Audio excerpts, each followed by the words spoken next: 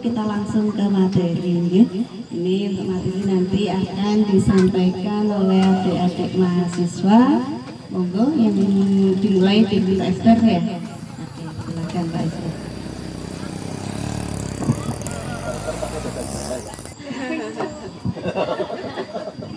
Ya, selamat pagi Bapak Ibu semua. Ya, mungkin dari kami menjelaskan secara singkat. Jadi dari saya dan teman-teman ini juga sekarang masih dalam proses penelitian Parijoto, makanya beberapa kali juga ngambil bahan ke sini. Dari temuan yang udah kami lakukan itu, Parijoto itu yang pertama paling penting itu mengandung antioksidan Bapak Ibu. Antioksidan itu berperan, jadi dalam tubuh itu yang membuat kita mudah sakit itu namanya radikal bebas Bapak Ibu. Nah, kalau radikal bebasnya berlebihan itu ada sel-sel tubuh yang rusak, jadinya gampang sakit. Nah, antioksidan ini yang fungsinya untuk melawan radikal bebasnya supaya tidak terlalu banyak dan nantinya merusak kesehatan. Makanya oleh karena itu di brosurnya bisa dilihat fungsinya Parijoto itu karena antioksidannya tinggi, sudah ada penelitian yang membuktikan kalau memang Parijoto ini bisa punya peran yang pertama untuk mencegah penyakit kanker.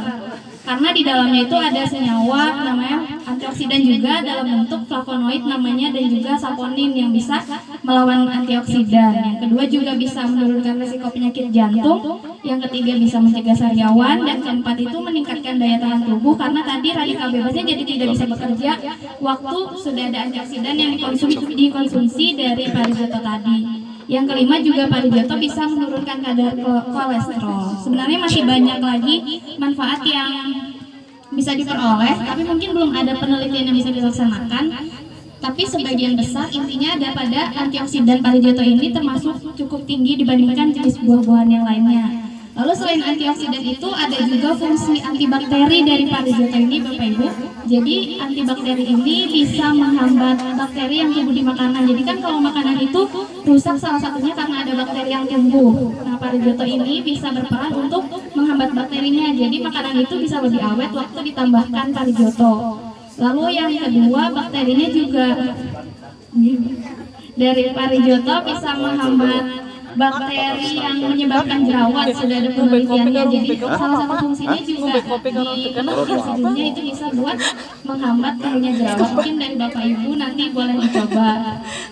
Seperti itu dari saya. Tapi seperti yang juga Bapak Ibu ketahui, dari Parijoto ini kan cukup mudah rusak, cepat untuk rusak bahannya. Oleh karena itu kalau misalnya dipanen dan didiamkan itu kan jadi tidak bermanfaat kalau tidak segera diolah. Oleh karena itu dari kami teman-teman melakukan pengolahan Parijoto. Diolahnya menjadi jelly drink dan juga ready to drink yang dianggap paling sederhana tapi juga sudah disukai banyak masyarakat karena kan sudah ada beberapa merek dari jelly drink dan juga ready to drink yang tersebar di pasaran seperti itu. Perkenalkan, nama saya Ramania. Di sini saya akan menjelaskan tentang salah satu produk yang telah disebutkan tadi, yaitu jelly drink. Seperti yang sudah diketahui, yaitu jelly drink adalah minuman semi padat yang berbentuk gel, di mana gel yang terbentuk itu terbentuk dari zat hidrokoloid atau bahan pembentuk gel. Kemudian jelly drink ini memiliki cita rasa yang asam manis serta menyegarkan dan mengandung serat yang tinggi sehingga bisa sebagai minuman penunda lapar.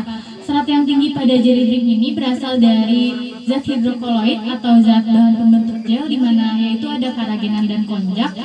Karagenan dan konjak itu merupakan serat pangan larut air yang berasal dari polisakarida. Polisakarida itu merupakan salah satu bentuk polimer dari karbohidrat.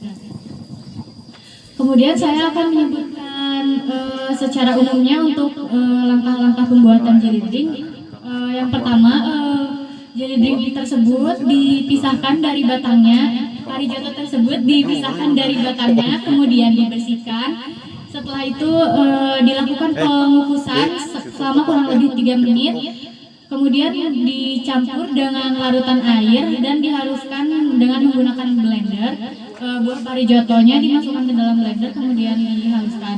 Setelah itu dibuat larutan gula yang akan dimasak dengan dicampur air.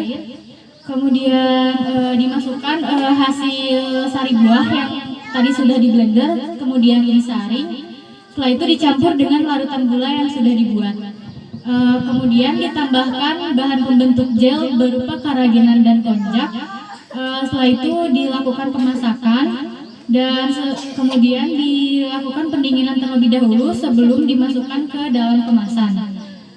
Setelah itu dikemas dan dimasukkan ke dalam freezer.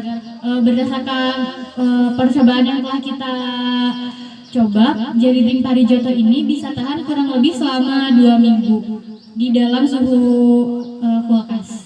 Saya Munafir Ansyah Sanabila untuk melanjutkan penjelasan tentang produk selanjutnya, yaitu ready to drink Parijoto. Jadi ready to drink ini sebenarnya adalah minuman, istilah untuk minuman yang dikemas dalam bentuk siap saji atau bisa langsung diminum gitu. Nah, istilah ini biasa digunakan untuk membedakan dengan jenis minuman lain yang dikemas secara khusus, namun masih memerlukan pengolahan lebih lanjut untuk dapat dikonsumsi, seperti sirup maupun minuman-minuman dalam bentuk serbuk atau bubuk. Kemudian ready to drink ini sebenarnya minuman sari buah. Nah, sari buah ini sebenarnya merupakan minuman antara sari buah dengan air yang ditambahkan atau tanpa penambahan bahan makanan yang diizinkan. Untuk produk ready to drink ini, bahan tambahan yang digunakan itu ada CMC yang berperan sebagai bahan stabil atau untuk selama masa penyimpanan itu agar tidak terjadi pengendapannya. Jadi untuk bahan-bahan yang digunakan untuk pembuatan ready to drink ini seperti yang sudah tertera dalam brosur, itu ada 25 gram Parijoto untuk membuat satu botol ready to drink ukuran 250 ml.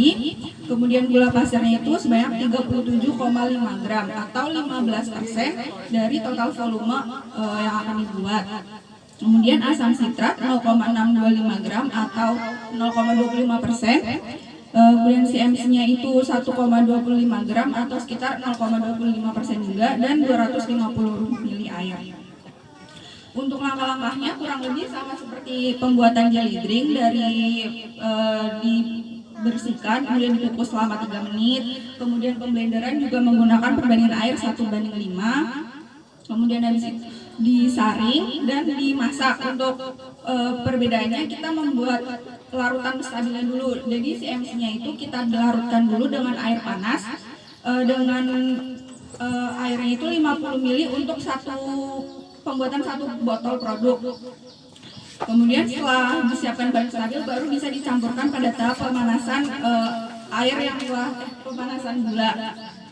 Setelah gula dan stabilnya larut, baru dimasukkan dengan sari buah Parijotonya. Sehingga dalam proses pemasakan ini Parijoto tidak terlalu memakan waktu yang lama, dan kandungan dalam Parijotonya ini masih baik seperti itu. Kemudian setelah Parijoto mendidih ini dikecilkan dan ditambahkan asam sitrat. Jadi asam sitrat di sini berfungsi untuk mempertahankan warna dari produk dan juga untuk membantu memperlama umur simpannya. Kemudian setelah penambahan asam sitrat, proses pemasakannya bisa selesai dan didinginkan, baru dimasukkan ke dalam botol ya. Sekian dari saya, terima kasih.